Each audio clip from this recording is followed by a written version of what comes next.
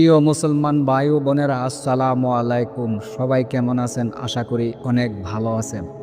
আজকে আমরা জানব একটি ঐতিহাসিক মসজিদ সম্পর্কে, যেটির নাম শুনলেই কৌতূহল জাগে। মসজিদ কেবলাতাইন অর্থাৎ দুই কেবলা বিশিষ্ট মসজিদ। চলুন ঘুরে দেখা যাক। ইসলামের শুরুর দিকে মুসলমানরা নামাজ আদায় করতেন বাইতুল মুকাদ্দাস অর্থাৎ জেরুজালেমের অভিমুখে।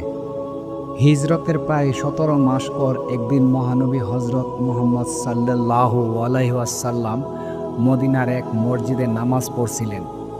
ঠিক সেই সময় তিনি আল্লাহর পক্ষ থেকে নির্দেশ লাভ করেন কিবলা পরিবর্তনের। পবিত্র কোরআনের সূরা বাকারায় আয়াত 144-এ বলা হয়েছে, আমি তোমার মুখগুলোকে আকাশের দিকে ফিরতে দেখি। এখন আমি তোমাকে এমন কিবলার দিকে ফিরিয়ে দেব যা তুমি পছন্দ করো।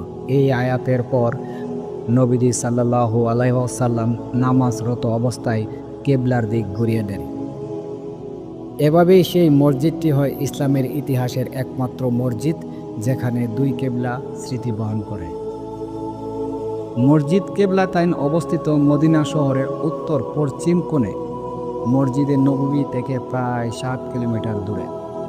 এই মসজিদ শুধু ঐতিহাসিক নয়, বরং ইসলামের ঐক্য ও আনুগত্যের প্রতীক।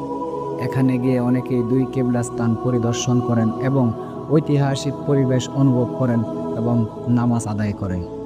সৌদি আরব সরকার মসজিদ কিবলাতাইন আধুনিক রূপে সংস্কার করেছে। নতুন রূপে মসজিদে রয়েছে বৃহত্তর নামাজের জায়গা, উন্নত বাতি, এসি ব্যবস্থা এবং পরিচ্ছন্ন পরিবেশ। তবে পুরনো দিকগুলো স্মৃতিচিহ্ন হিসেবে সংরক্ষণ করা হয়েছে। এই মসজিদ আমাদের শেখায় আল্লাহর আদেশ মুহূর্তেই পরিবর্তন আনতে প্রস্তুত হয়।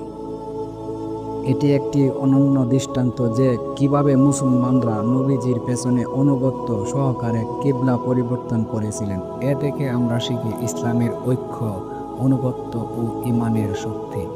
বন্ধুরা, মসজিদ কিবলাতাইন কেবল একটি মসজিদ নয়, বরং একটি জীবন্ত ইতিহাসের অংশ। আপনি যদি কখনো মদিনা যান তবে এই মসজিদ পরিদর্শন করতে ভুলবেন না। ভিডিওটি কেমন হলো অবশ্যই কমেন্ট করে জানাবেন এবং ভালো লাগলে পেজটিকে ফলো দিতে ভুলবেন না। আসসালামু আলাইকুম রহমতুল্লাহি ওয়া বারাকাতুহু।